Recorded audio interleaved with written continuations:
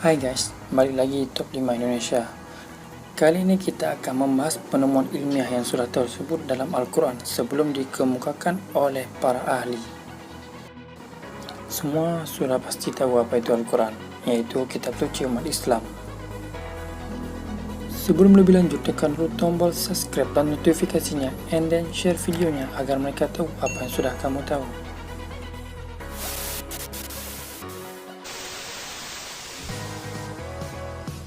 Number 1. Dua lautan yang berjumpa. Pertemuan dua lautan ini terjadi di Selat Gibraltar, tepatnya di antara Spanyol dan Maroko. Menurut para ahli dan ilmuwan, fenomena ini terjadi karena air laut dari Samudra Atlantik dan air laut Mediterania di antara mereka berdua memiliki karakter yang berbeda, baik di airnya, kadar garamnya, dan kerapatannya. Dan di antara perjumpaan mereka seperti ada dinding yang tak terlihat. Sebelum fenomena perjumpaan antara dua laut ini dipublikasi oleh para ilmuwan, Al-Quran telah dahulu menjelaskannya pada ribuan tahun yang lalu, yang bunyinya, Dia membiarkan dua laut yang mengalir kemudian bertemu, dan di antara keduanya ada batas yang tidak dilampaui oleh masing-masing. Surat Ar-Rahman ayat 19 dan 20. Number 2. Bulan terbelah. Fakta bulan terbelah. Ada banyak bukti yang nyata dikemukakan oleh para ilmuwan ketika para astronom Amerika mendarat di bulan, mengungkap ada retakan di permukaan bulan yang memanjang sepanjang diameter bulan. Seorang ilmuwan Water mengatakan ada patahan pada bulan yang dinamakan Lobate Scar.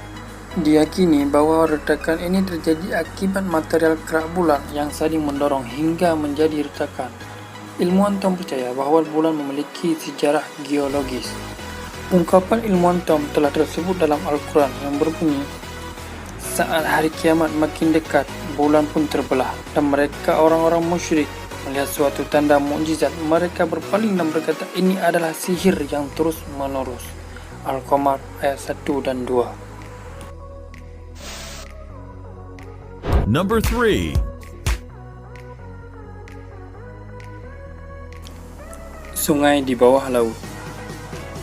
Fenomena unik ini dikemukakan oleh seorang ahli oceanographer dan ahli selam terkemuka dari Prancis. Dia adalah Mr. Jacques. Ia menelusuri fenomena bawah laut Meksiko. Saat melakukan penyelaman, ada hal yang mengejutkannya dengan fenomena yang luar biasa, yang di luar akal sehat manusia. Ia dikejutkan dengan fenomena sungai di bawah laut. Sungai ini layaknya berada di permukaan. Ada pepohonan, ranting, dan dedaunan layaknya di atas permukaan. Dan di antara laut dan sungai ini memiliki rasa ataupun karakter yang berbeda. Sungai memiliki rasa yang tawar dan air laut memiliki rasa yang asin. Bukan sebuah kebetulan fenomena ini tersebut dalam Al-Quran. Dan dialah yang membiarkan dua laut mengalir berdampingan, yang ini tawar dan lain sangat asin lagi pahit, dan dijadikan keduanya dinding yang tidak tertembus. Al-Furqan ayat 53.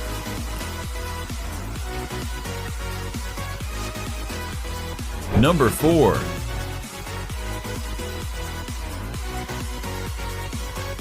Api di dasar laut.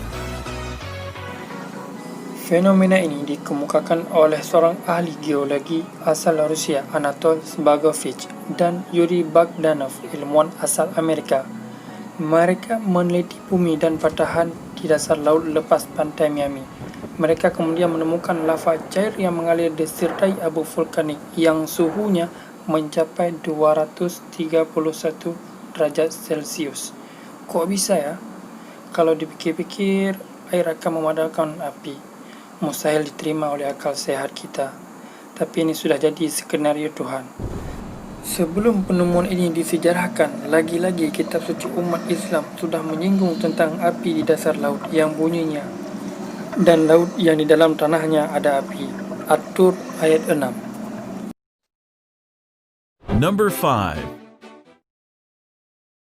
Garis edar tata surya.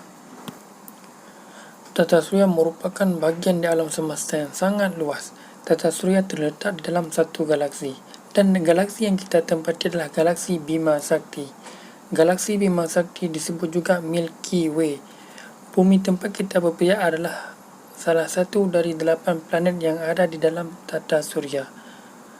Menurut para astronomi, matahari bergerak 720,000 kilo per jam ke arah bintang Vega dalam sebuah garis edar yang dinamakan solar apex.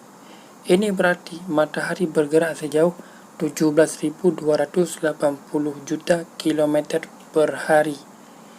Selain matahari, semua planet dan satelit dalam sistem gravitasi matahari juga berjalan dalam jarak ini, dan bintang pun sama. Fenomena tata surya dan garis edar sudah tertulis dalam Quran, dan dialah yang telah menciptakan malam dan siang, matahari dan bulan. Masing-masing dari keduanya itu beredar di dalam garis edarnya. Al-Anbiya ayat 33.